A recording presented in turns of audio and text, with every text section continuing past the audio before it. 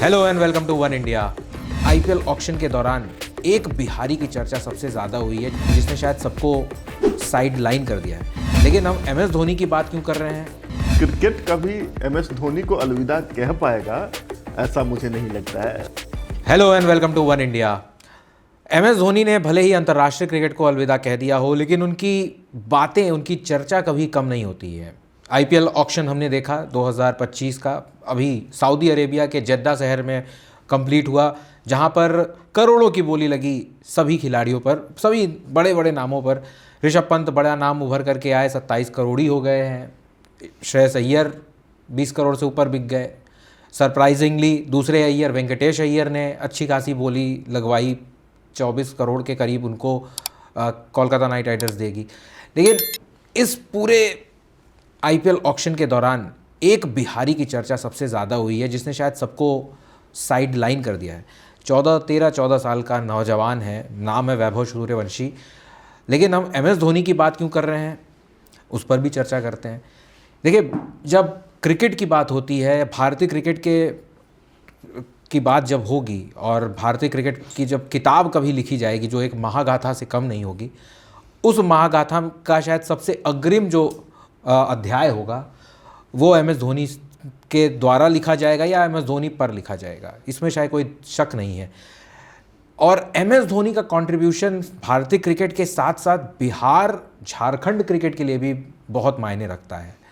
शायद वो दौर ऐसा था जब बिहार के खिलाड़ियों के बारे में कोई चर्चा नहीं होती थी, क्योंकि बिहार के खिलाड़ी पलायन करके दूसरे राज्यों से अपने क्रिकेट को संवारते थे, अवसर तलाशते थे और अपने क्रिकेट को तराशते भी थे। ऐसे में एमएस धोनी आते हैं, झारखंड का लंबे सुनहरे बालों वाला लड़का, अपने बड़े बड़े शॉट्स के लिए उसने पहले देश में उपलब्धि पाई, फिर अंतर्राष्ट्रीय स्तर पर उपलब्धि पाई।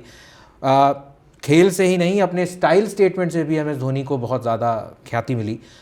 लेकिन एमएस धोनी के अंदर वो जो ठेठपन था, एमएस धोनी का जो बिहारपन था, जो रूट से उनके जुड़ी हुई जो बातें थी, वो उनको शायद सबसे अलग बनाती थी। और एक दौर शुरू हुआ एमएस धोनी के बाद जब भारतीय क्रिकेट में छोटे शहरों से खिलाड़ियों का पदार्पण हुआ, और उसी में एक कड़ी है वैभव सूर्यवंशी। जी बिल्कुल, मेरे साथ केशव हैं और अब चर्चा करते हैं कि बिहार का क्रिकेट कितना फला फूला है पिछले 10 सालों में या नहीं फला फूला है, और अब आगे आने वाले समय में न सिर्फ बिहार बल्कि अगर हम बात करें उन बीमारू राज्यों की जो बीमारू राज्य कहे जाते थे, वहाँ क्रिकेट का जो ग्राफ है वो कैसे और अब किस तरीके से बढ़ रहा है। जी अविनाश, थैंक यू, आपने बहुत अच्छे से प्रस्तावना रखी है इस अंक की। और एक बात आपने कहा कि एमएस धोनी ने क्रिकेट को अलविदा कह दिया है, तो एमएस धोनी भले क्रिकेट को अलविदा कह दें, हालांकि अभी उन्होंने कहा नहीं है पूरी तरह से, लेकिन क्रिकेट कभी एमएस धोनी को अलविदा कह पाएगा ऐसा मुझे नहीं लगता है। उनका जो न केवल कैरियर, उनकी जो पर्सनैलिटी है, उनका जो स्टेचर रहा है, और जिस तरह से न केवल उन्होंने क्रिकेट खेला, भारतीय क्रिकेट को जिस तरह से उन्होंने संवारा है वो इनक्रेडिबल है। जी, क्रिकेट के इतिहास में ऐसे लीडर आपको बिरले ही मिलेंगे, बहुत मुश्किल है दूसरा एमएस डी होना और ढूंढना भी। एमएसडी होने का क्या मतलब है, आप इस बात से समझिए कि एक एमएसडी के कारण झारखंड क्रिकेट एसोसिएशन फलता फूलता है। जी हाँ, वो संवर जाता है। और उसी एमएसडी के नहीं होने के कारण, मतलब अगर बिहार के पास भी जब एकीकृत राज्य हुआ करता था, बिहार एक ही था, तो एमएसडी बिहार को रिप्रेजेंट करते थे। जी, और कभी आप जानते होंगे ऐसे एनेक्डोट्स बहुत हैं, उनके टीममेट्स जब वो टीम इंडिया में आए थे तो उन्हें बिहारी कह के चढ़ाया करते थे, लेकिन एमएसडी ने उसको भी विथ ह्यूमिलिएशन लिया और मतलब कभी इन चीज़ों से ऑफेंडेड नहीं होते थे। हालांकि उनकी अपनी एक पहचान रही, लेकिन बिहारी होना उनके लिए कोई शर्म की बात नहीं बल्कि गर्व की बात थी। कुछ बिहार ट्रॉफी में बिहार को रिप्रेजेंट कर रहे थे, जिस मैच की चर्चा एमएसडी मूवी में भी हुई है और अमूमन हर मौके पे उसकी चर्चा की जाती है। जहां युवराज सिंह ने धागे खोल दिए थे, वहां पर बिहार के तरफ से अगर किसी ने मोर्चा थामा और मुझे लगता है ये धागा खोल दिया जो फ्रेज है वो भी बिहारी फ्रेज है, लेकिन शायद उस फिल्म से लोगों ने धागा खोल दिया बोलना शुरू किया, क्योंकि हमने तो बातें की है, हमने सुना है, बिल्कुल। अपने परिवेश में हमने इन शब्द को काफी ज्यादा यूज भी किया है, लेकिन पूरे अगर आप वैश्विक स्तर पर देखें तो शायद ये शब्द इससे पहले यूज बिल्कुल। तो कूच बिहार ट्रॉफी होती है, उसके बाद 2000 का दशक आता है। 2000 के दशक में एक बड़ी घटना होती है, बिहार से झारखंड का अलग होना जी। और ये वैसा समय था जब जो हिस्सा झारखंड में आ गया था, उनके संसाधनों का क्या होगा, उनको कौन मैनेज करेगा, उसमें से तमाम तरह की प्रतिभाएं भी थी संसाधनों के साथ साथ। जो क्रिकेट बोर्ड था, क्रिकेट एसोसिएशन था, वो एक ही था जी। लेकिन अब उस क्रिकेट एसोसिएशन का कर्ता धर्ता कौन होगा, इसको लेकर के एक लंबी लड़ाई हुई और फाइनली 2004 के आसपास, अगर मुझे सही से याद है तो, झारखंड क्रिकेट एसोसिएशन अस्तित्व में आया और बिहार क्रिकेट एसोसिएशन में राजनीतिक दखलंदाजी के कारण बीसीसीआई ने इसे डिसमेंटल कर दिया। जी। तो करीब 10 सालों तक या उससे भी अधिक 15 सालों तक बिहार में तो कोई क्रिकेट बोर्ड ही नहीं थी। जी हाँ। तो बिहार से खिलाड़ी आते कहाँ से? इस बीच में आपने देखा, हम सब ने देखा, ईशान किशन, पटना का पुनाईचक का लड़का, जी हाँ, वो आता है इंटरनेशनल क्रिकेट में अपनी धाक भी जमाता है, लेकिन ईशान किशन जैसी प्रतिभाओं को भी थोड़ा सा ही सही लेकिन पलायन करना पड़ा। जी हाँ। पटना में मोइनुल हक क्रिकेट स्टेडियम, अब मैं उसके पास काफ़ी सालों तक रहा हूं और फॉर्चुनेटली लकीली मुझे मोइनुल हक में खेलने का भी मौका मिला है। लंबी लंबी एक एक गज लंबे घास उगे हुए हैं उसमें जी। कोई अवसंरचना ही नहीं है, कोई इंफ्रास्ट्रक्चर नहीं है, तो बच्चे क्या करेंगे? प्रतिभा जगह की मोहताज नहीं होती है, प्रतिभा रिसोर्सेज संसाधनों की भी मोहताज नहीं होती है, वो कहीं पनप सकती है। लेकिन ईशान किशन को झारखंड जाना पड़ता है, वो जमशेदपुर में जाके खेलते थे। मुकेश कुमार अभी टीम इंडिया के लिए अच्छा परफॉर्म कर रहे हैं, तेज़ गेंदबाज है, बिहार के सिवान जिले से, गोपालगंज से आते हैं। उनको अपनी क्रिकेट प्रतिभा को निखारने के लिए इनफैक्ट बंगाल जाना पड़ा। बिल्कुल। और अगर बिहार के गोपालगंज की कोई बात करता है तो शायद एक ही बिहारी सबके जहन में आता है, वो पंकज त्रिपाठी है। जी, पंकज त्रिपाठी है और कोइंसिडेंटली लालू यादव भी वहीं से है, उनका पूरा कुनबा वहीं से है। अच्छी बात है, पंकज त्रिपाठी के ऊपर कोई क्यों नहीं गर्व करे जी। लेकिन उसी परंपरा के वाहक मुकेश कुमार भी हैं और मुकेश कुमार को क्रिकेट में पहचान अब मिली है तो लोग जाने हैं कि ये बिहार से हैं। जी हाँ, जान रहे हैं। बिल्कुल। लोग उनको तो बंगाल के क्रिकेटर के तौर पे पहचानते तो हैं। बिहारियों के साथ जो एक दुर्भाग्य रहा है, प्रतिभाओं का पलायन, जी। ये पलायन न केवल नौकरी के लिए होता है, न केवल एजुकेशन के लिए होता है, बल्कि अगर आपको कोई भी कैरियर चाहिए तो बिहार से आपको बाहर निकलना मजबूरी बन जाती है आपके लिए। एग्जाम्पल ईशान किशन को देख सकते हैं, इनफैक्ट आप इनको देख सकते हैं, मुकेश कुमार को देख सकते हैं। बीच बीच में जो छिटपुट प्रतिभा आई भी, एक नाम हमें और यहाँ पर उसकी चर्चा करनी चाहिए, वो है अनुकूल राय जी। अनुकूल राय। और इनफैक्ट अभी जो वैभव सूर्यवंशी की बात आप कर रहे थे, ये सब उसी बैकग्राउंड से हैं या फिर उसी भौगोलिक इलाके से आते हैं जहाँ से मैं आता हूँ। तो मुझे काफ़ी गर्व भी होता है जब मैं देखता हूँ कि वैभव सूर्यवंशी 13 साल का लड़का, अभी उसकी ढंग से मुझे भी नहीं आई है और उस पर 1 करोड़ से ऊपर की बोली लगती है और राजस्थान रॉयल्स में जाते हैं जहाँ पर उनकी अब देखभाल, उनकी मेंटरिंग अब राहुल द्रविड़ करेंगे। जी हाँ। तो हमारे लिए गर्व की बात भी है। अनुकूल राय भी उसी इलाके से आते हैं। छिटपुट वो चमके भी हैं क्रिकेट के फलक पे, लेकिन एक तरह से क्रिकेट का इंफ्रास्ट्रक्चर नहीं होने से इन्हें वो पुशअप नहीं मिल पाता है जो अन्य बड़े प्रदेशों के लड़कों को मिल पाता है।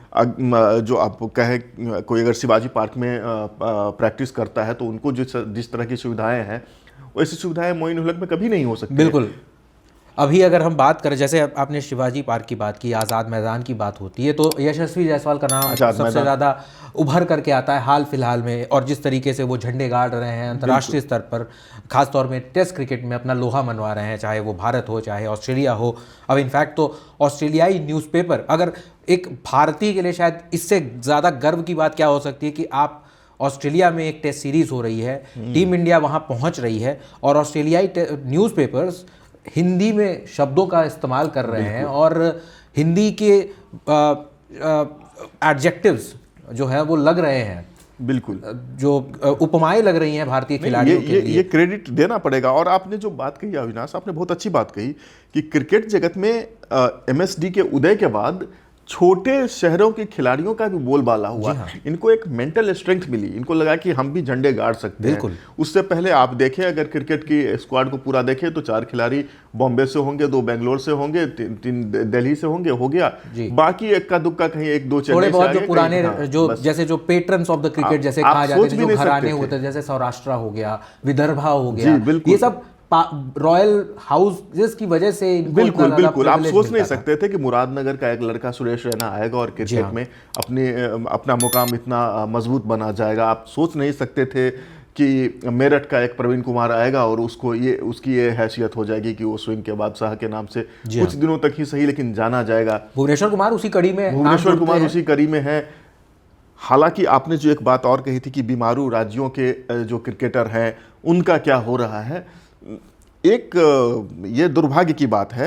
थोड़ा सा बीमारू राज्यों के बारे में भी, ये बीमारू शब्द भी है केशव, थोड़ा सा हमारे जो शायद युवा दर्शक हैं इस वाक्य को भी नहीं समझ, इस वर्ड को भी नहीं समझते होंगे कि ये बीमारू राज्य का असल में दर्जा क्यों दिया गया था और बीमारू राज्य थे कौन। हाँ, ये बीमारू राज्य बी से बिहार होता था, एम से मध्य प्रदेश होता था, यू से यूपी होता था, उड़ीसा भी था उसमें शामिल। तो ये कुछ 5-6 जो हिंदी भाषी राज्य थे जिनकी राज्य की अर्थव्यवस्था उतनी अच्छी नहीं थी, जहाँ पर रोजगार की संभावनाएं नहीं थी, बिजनेस नहीं था, उनको बीमारू राज्यों के एक ग्रुप में रखा गया, सो कॉल्ड ग्रुप में, कोट अनकोट। अब हालांकि ये राज्य भी अपनी धाक जता रहे हैं हर क्षेत्र में जी। तो बीमारू विशेषण से किसी को ऑफेंड नहीं होना चाहिए, एक एक्रोनिम बन गया था या है, ऐसा कह सकते हैं। लेकिन उसी में चर्चा करते हैं मध्य प्रदेश की जी। मध्य प्रदेश के अच्छे क्रिकेटर ज्ञानेंद्र पांडे जी, हमने सुना आए, कहाँ चले गए कोई नहीं जानता है। अभी दूसरे अय्यर जिनकी आप चर्चा कर रहे थे, वेंकटेश अय्यर, वो भी मध्य प्रदेश के लिए क्रिकेट खेलते हैं। जब उनको मौके मिले इंटरनेशनल स्टेज पे तो वो उस तरह की हैसियत नहीं बना पाए अपनी, और फिर उनको उस बहुतायत से मौके भी नहीं मिले जिस बहुतायत से श्रेयस अय्यर को मिलते हैं, क्योंकि वो मुंबई के लिए खेलते हैं। तो ऐसा नहीं है कि व्यक्ति को देख करके उनके साथ भेदभाव किया जाता है, मैं इसका पक्षधर नहीं हूं, लेकिन इनके पास एक कॉन्फिडेंस होता है। जैसे ही अगर आप प्रैक्टिस शिवाजी पार्क में कर रहे हैं और आज़ाद मैदान पर कर रहे हैं, जैसे ही आपको समझ में आता है कि ये वही पार्क है जहां पर तेंदुलकर प्रैक्टिस करते थे, ये वही ग्राउंड है जहां पर रोहित शर्मा खेल कर बड़े हुए हैं, या फिर ये विराट कोहली का ग्राउंड है, तो फिर एक आपको मेंटल बूस्ट मिलता है, कॉन्फिडेंस मिलता है जी। और जहां पर क्रिकेट प्रशासन इतना सुदृढ़ नहीं है, व्यवस्थाएं अच्छी नहीं है, उनको हर स्तर पर संघर्ष करना पड़ता है। अविनाश, मैंने कॉलेज और यूनिवर्सिटी तक क्रिकेट खेला और एक टाइम में मैं सोचता था कि हेमन ट्रॉफी में मेरा भी सिलेक्शन होगा। मैं ऑनेस्टली बताता हूं कि मेरे साथ खेलने वाले कई सारे क्रिकेटर इतने प्रतिभावान थे। मैं उस समय में देखता था कंकर पत्थर भरा हुआ ग्राउंड होता था और एक लड़का एकदम हॉरिजॉन्टल डाइव करके बॉल पकड़ता था जी। मुझे लगता है कि जितनी तारीफ हमने रविंद्र जडेजा की है, आज से 15-16 साल पहले वो लड़का उससे भी ज़्यादा तारीफ का हकदार था। बिल्कुल। एक मेरे साथ जो ओपन किया करता था डिस्ट्रिक्ट के मैच में, वो आउट ही नहीं होता था, और तेंदुलकर जिस तरह से अपने तमाम शॉट्स खेलता उस तरह से वो शॉट्स खेलता था जी। और डिस्ट्रिक्ट के तमाम प्लेयर्स कहते थे कि इससे अच्छा बैट्समैन इस उम्र में नहीं देखा हमने जी। लेकिन वो कहीं नहीं है। बिल्कुल। और ऐसी कई सारी प्रतिभाएं आपको पूरे देश में देखने को मिल जाएंगी।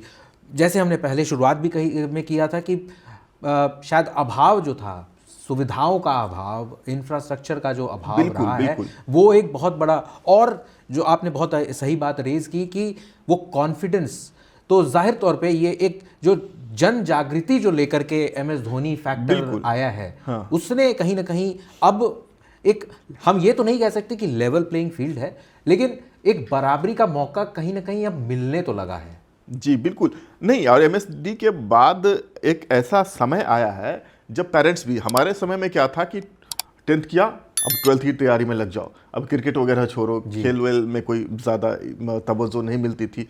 12th किया, मेडिकल भरो, इंजीनियरिंग भरो, और कुछ नहीं हुआ तो DU जाओ जी, हाँ। और DU में ग्रेजुएशन करो, UPSC की तैयारी करो। सारे पेरेंट्स का फोकस वहीं तक था। लेकिन अब एक पैराडाइम शिफ्ट हुआ है जी। मैं अगर अपने घर की ही बात करूं तो मेरे एल्डर ब्रदर हैं, वो अपनी बेटी को टेनिस खिलवा रहे हैं जी।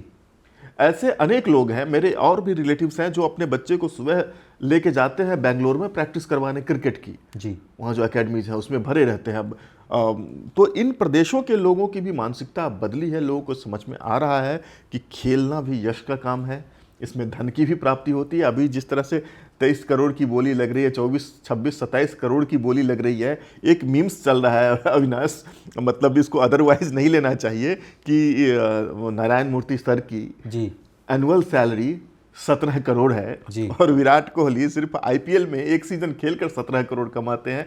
मतलब दोनों का कुछ कंपैरिजन नहीं है, both are the champion of their own field. बिल्कुल। लेकिन एक और बात जिसकी हम चर्चा कर रहे हैं, IPL has given a lot to the Indian cricket. जी। उसमें एक ये चीज भी है, इसका जो ग्लैमर है, ये प्लेयर्स के साथ साथ प्लेयर्स के बडिंग प्लेयर्स के पेरेंट्स को, परिवारों को और उनके समाज को भी मोटिवेट कर रहा है कि क्रिकेट जैसे खेल में भी अच्छा मुकाम बनाया जा सकता है, फाइनेंशियली भी, सोशली भी, और जिस तरह से लेना चाहें आप, इसको सामाजिक प्रतिष्ठा से भी अगर जोड़ते हैं तो आज देख लीजिए कि एमएसडी से बड़ा कौन स्टार हो सकता है। बिल्कुल। और स्टार्स की तो भारत में कभी शायद क्रिकेट के फील्ड में तो कभी कमी रही नहीं। लेकिन वापस से थोड़ा सा एमएस धोनी के इम्पैक्ट पर आते हैं, और ईशान किशन का जो हमने एक ग्राफ देखा, झारखंड से, इन्होंने भी झारखंड को रिप्रेजेंट किया डोमेस्टिक लेवल पर, क्योंकि बिहार में कोई क्रिकेट था नहीं। और अगर बिहार की बात करें तो पिछले 3 दशकों में अगर आप देखिए तो कोई भी खिलाड़ी बिहार को तो रिप्रेजेंट किया ही नहीं है। बिहार का चाहे जहाँ इस मामले में अब मेरा ये स्टेटमेंट थोड़ा कंट्रोवर्शियल हो सकता है जी, and with all due respect and begging pardon in advance, लेकिन मैं बहुत ही साफगोई से कहता हूं कि ईशान किशन जैसे प्लेयर को सिर्फ और सिर्फ बिहारी होने का खामियाजा उठाना पड़ता है। केवल और केवल उसमें क्या टैलेंट नहीं है साहब, उसने डबल 100 मारे हैं। जब उसे मौका मिला एक मैच में, आपने दिया, वो 200 करके दिया है, और उसने जो 200 मारे हैं सबसे बेहतरीन स्ट्राइक रेट के साथ मारा है। बांग्लादेश के खिलाफ, अब बांग्लादेश को हलवा टीम अब मत समझिए, नहीं देखिए, उनके पास ऐसे क्रिकेट में तो नहीं समझ सकते हैं, और लो वाइट बॉल फॉर्मेट में आप नहीं समझ सकते हैं। वहां पर उन्होंने 200 करके दिया, अगले मैच में आपने उसे ड्रॉप कर दिया। फिर आता है वर्ल्ड कप में एक मैच शुभमन गिल बीमार रहते हैं, उनको मिलता है, एवरेज परफॉर्मेंस होता है, नहीं हो पाता है। दूसरे मैच से उनका पूरा पत्ता साफ, पूरी सीरीज में। और एक बात और देखिए अविनाश, वर्ल्ड कप जो हारी है, अगर ईशान किशन, ऋषभ पंत, यशस्वी जायसवाल जैसे बैट्समैन अगर आपके लाइनअप में होते तो नतीजा बदल सकता है। मैं यह इसलिए कह रहा हूं कि आप अगर I am huge fan of KL Rahul और विराट कोहली, लेकिन आप देखें ऊपर से रोहित शर्मा और नीचे सूर्य कुमार यादव, इसके बीच में जितने बैट्समैन हैं तकरीबन सारे बल्लेबाजों की शैली एक ही जैसी थी, चाहे वो विराट कोहली हो, चाहे शुभमन गिल हो, चाहे उनके बाद आने वाले केएल राहुल हों। ये सब मैच बनाने वाले प्लेयर हैं, ये अपना इक्का दुक्का खेलेंगे, गैप्स ढूंढेंगे, मैच को आगे लेके जाएंगे। लेकिन जो एक प्रोवेश होता है, आया और डिसमेंटल कर दिया अटैक को, तो रोहित शर्मा जितने मैचों में कर रहे थे तो हो जाता था। उस मैच में रोहित शर्मा नहीं चले तो कोई काउंटर अटैक करने वाला नहीं था आपके पास। इसी तरह से अगर आपके और सूर्य कुमार यादव थे तो उनको काफी नीचे भेजा गया, तो वो एक स्ट्रेटजिक मिस्टेक कह सकते हैं, कंट्रोवर्शियल कॉल रहा बिल्कुल।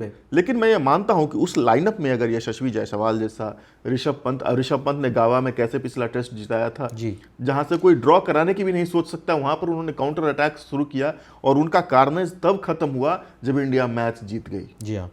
तो उसी तरह से आपके लाइनअप में नहीं था, सिर्फ और सिर्फ बिहारी होने की वजह से। केएल राहुल बेंगलोर से आते हैं, राहुल द्रविड़ उनको सपोर्ट कर रहे थे। शुभमन गिल पंजाब से आते हैं, उनके पीछे पूरी पंजाब की लॉबी है।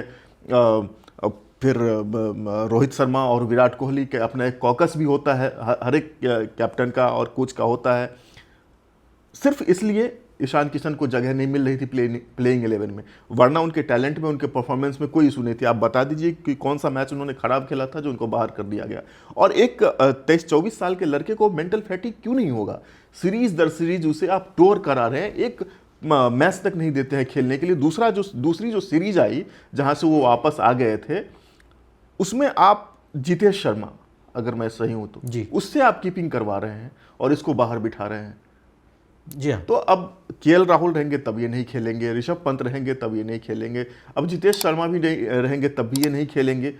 एक और नाम जुड़ गया है, ध्रुव जुरेल भी है। ध्रुव जुरेल, तो मतलब सिर्फ आपको यह मतलब अटपटा लगे, लेकिन मेरे जैसे अनेक लोग हैं और मैं अपनी बात डेटा के माध्यम से भी रख रहा हूं। देख लीजिए उनका रिकॉर्ड, उनके पिछले परफॉर्मेंसेस क्यों बाहर किया जाता है।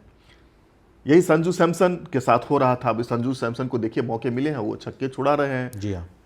ईशान किशन की जितनी पोटेंशियल है उसका अगर 10% इंडियन क्रिकेट इस्तेमाल कर ले तो it will surely go to the next level. जी बिल्कुल। और अगर पोटेंशियल की बात कर रहे हैं और पोटेंशियल पर राइज करने की बात कर रहे हैं तो एक और बड़ा अभी चर्चा का विषय जो काफ़ी गर्म हो रखा है केशव, वो है अर्जुन तेंदुलकर को स्पॉट मिलता है, आईपीएल की टीम खरीदती है उनको।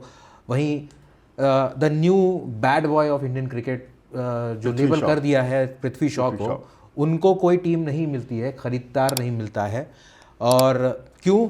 रीज़न शायद एक बहुत बड़ा कारण जो बोला जाता है कि उनके अंदर डिसिप्लिन की कमी है।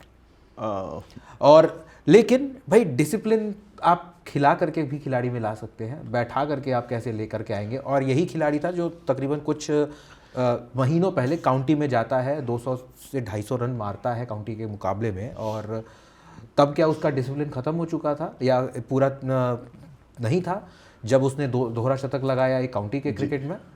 पृथ्वी शॉ पे मैं कुछ तकनीकी बातें भी करूंगा जी। Having said that, Prithvi Shaw का भी बैकग्राउंड बिहारी ही है। बिहार के गया जिले से उनके परिवार के लोग चले गए थे मुंबई अपनी आजीविका के लिए। खैर ठीक है, लेकिन मैं उनको इस तरह से बिहारी नहीं मानता हूँ जिस तरह से ईशान किशन या मुकेश कुमार। वो तो born and brought up in Maharashtra. उनका एक्सेंट से भी पता चलता है कि बिहारी नहीं, मराठी ज़्यादा है। वो मराठी। खैर ठीक है। एक बात यह भी है कि पृथ्वी शॉ को भले इंडिया में ज़्यादा मौके ना मिले हों, लेकिन डोमेस्टिक लेवल पे बहुत सारे मौके मिले जी। और ज़्यादातर मौके पर वो अपने आप को साबित नहीं कर पाए। अरे कैसे कह रहे हैं भाई, रणजी में पहले डेब्यू पे शतक है, ईरानी ट्रॉफी में डेब्यू पे शतक है, हर डोमेस्टिक टूर्नामेंट में सब डेब्यू पे शतक और है। बिल्कुल टेस्ट डेब्यू पे शतक है। और इसके अलावा भी अगर आप उनके रिकॉर्ड्स को उठा करके देखें, उनके परफॉर्मेंस को भी उठा करके, अभी मुंबई के स्क्वाड से उनको ड्रॉप किया गया था, वापस उनको पिक किया गया, लेकिन कहीं ना कहीं ये एक तेंदुलकर नाम जुड़ा हुआ होने की वजह से ऐसा मैं नहीं मानता हूं। अगर तेंदुलकर नाम जुड़ा होने से अगर पिक हो जाता तो तेंदुलकर को महाराष्ट्र मुंबई की टीम को छोड़कर गोवा नहीं जाना पड़ता जी। और जैसे तेंदुलकर का उनका जो कैरियर रहा और जैसा उनका सोशल बिहेवियर रहा है, तो मुझे नहीं लगता है कि तेंदुलकर कभी अपने बेटे के लिए किसी को सिफारिश करेंगे कि हमारे बच्चे को उठा लो। लोग भी मतलब हो सकता है कि तेंदुलकर के प्रभाव में आए, लेकिन आप देखिए कि वही अर्जुन तेंदुलकर फर्स्ट राउंड में अनसोल्ड रह जाते हैं जी। उनके लिए बोली ही नहीं लगती है। हमारी आपकी पहले भी बात हुई थी, आपने कहा था कि एक स्ट्रेटेजिक डिसीजन हो सकता है मुंबई इंडियंस का, और उन्होंने बाद में एक्सेलरेटेड बिड में उनको एक्वायर कर लिया। का फायदा आपके साथ ये है कि कोई आपको चैलेंज नहीं करेगा क्योंकि किसी के पास उतने पैसे नहीं होते हैं। तो ये जाहिर तौर पर वो एक स्ट्रेटेजिक मूव, और हम शायद वही एक्सपेक्ट कर रहे थे पृथ्वी शॉ के भी केस में कि भाई 75 नहीं, आप आईपीएल में देख लीजिए जितने मौके पृथ्वी शॉ को मिले हैं उसका 10% भी अर्जुन तेंदुलकर को नहीं मिला है। अभी तक 3 सीजन वो खेल चुके हैं मुंबई इंडियंस के साथ। पहले नेट बॉलर थे और जब स्क्वाड के हिसाब से कितने मैचेस मिले, 4 या 5 मैच मिले हैं। और I still believe Arjun Tendulkar also has got equal potential. चलिए, और मेरे ख्याल से पृथ्वी शॉ और ये दोनों एक ही टाइम पे क्रिकेट खेलना शुरू, तकरीबन तस्वीरें भी आती है। पृथ्वी शॉ मुंबई के लिए खेलते रहे और तेंदुलकर के बेटे को गोवा जाना थोड़ा पहले जाइए, 10 साल पहले चलते हैं। सचिन तेंदुलकर का farewell match, ball boy Prithvi Shaw भी है, बॉल बॉय अर्जुन तेंदुलकर भी है जी। बिल्कुल। और कई बार खुद सचिन तेंदुलकर ने पृथ्वी शॉ को अप्रिशिएट किया है जी। हाँ, और ये हालांकि तेंदुलकर नए खिलाड़ियों को उनको उनका मोरल बूस्ट करते रहते हैं, उनकी प्रशंसा करते रहते हैं, लेकिन पृथ्वी शॉ को मेरे ख्याल से जो आप कह रहे हैं कि new bad boy of Indian cricket, वो थोड़ा सा दिखता है उनमें, जो हमेशा कंट्रोवर्सीज में रहते हैं। तो फ्रेंचाइजीज भी ऐसे नाम को अपने साथ जोड़ना नहीं चाहते हैं। दूसरा, जो उन इनडिसिप्लिन जो है वो उनके फिजिक पे भी झलकता है जी। एक बात गौर कीजिए अविनाश, जो मुंबई के पिचेज होते हैं ना, वहाँ पर मिट्टी जो होती है थोड़ी सख्त होती है, बॉल बाउंस आता है। इसलिए आप देखेंगे मुंबई के खिलाड़ी कट और पुल बहुत अच्छा खेलते हैं जी। दिल्ली के बैट्समैन बॉल यहाँ पर ज़्यादातर ऊपर डाली जाती है, इसलिए स्ट्रेट ड्राइव अच्छा लगाता है। अभी इसका मतलब ये नहीं कि तेंदुलकर का स्ट्रेट ड्राइव अच्छा नहीं था, उससे ज़्यादा आइकॉनिक स्ट्रेट ड्राइव किसी का नहीं है, लेकिन ऐसा समझा जाता है जी। और 1-2 पाउंड वेट बढ़ जाने से आपके रिफ्लेक्सेस पर उसका असर पड़ता है। तो जिस तरह से उन्होंने वेट गेन किया है, वो पृथ्वी शॉ का सबसे अच्छा कट हुआ करता था जी। मुंबई खिलाड़ी हैं, पुल अच्छा करते हैं। पहला मैच जब खेल रहे थे तो लोगों ने बोला ये तो भाई सचिन और लारा का मिश्रण कॉम्बिनेशन है, वीरेंद्र सहवाग और लारा का कॉम्बिनेशन, सचिन और लारा का कॉम्बिनेशन बहुत सारे लोगों ये हाल के दिनों में रोहित शर्मा जैसे कद्दावर बैट्समैन के बल्लेबाजी में भी आप देखेंगे जो पुल शॉट रोहित शर्मा का सबसे बड़ा हथियार था। मेरे ख्याल से रोहित शर्मा ने भी अभी कुछ वेट गेन किया है। देखिए पुल उनके बैट पे नहीं आ रहा है, थोड़ा सा मिस टाइम वो कर रहे हैं, fraction of second can make a difference. तो पृथ्वी शॉ को इससे हताश होने की जरूरत नहीं है। उनको आईपीएल में भी काफ़ी मौके मिले हैं, डोमेस्टिक लेवल पे आप कह रहे हैं कि फिर से उन्हें मुंबई की टीम में पिक किया गया है, तो एक आप कह सकते हैं रिवेंज के लिए, जैसे भी हो अपने आप को साबित करने के लिए he should take some learning from here. उनको अपनी फिटनेस पे काम करना चाहिए और थोड़ी सी उनकी तकनीक भी एक्सपोज हुई थी पिछले ऑस्ट्रेलिया दौरे में, जहां वो बार बार बैट और पैड के बीच से कर रहे थे। हालांकि अभी उन्होंने उस कमजोरी पे अच्छा काम किया है, काउंटी में रन मारे हैं और जहां भी उनको मौके मिलते हैं, बड़ी बड़ी पालियां तो बहुत सारी नहीं आई हैं उनकी, लेकिन प्रतिभा तो उनमें है ही। मैदान के किसी भी हिस्से में बॉल को पहुंचाने और अच्छी से अच्छी गेंद को मारने की क्षमता वो रखते हैं। उन्होंने इंटरनेशनल लेवल पे ये साबित भी किया है, लेकिन consistency is the key ji.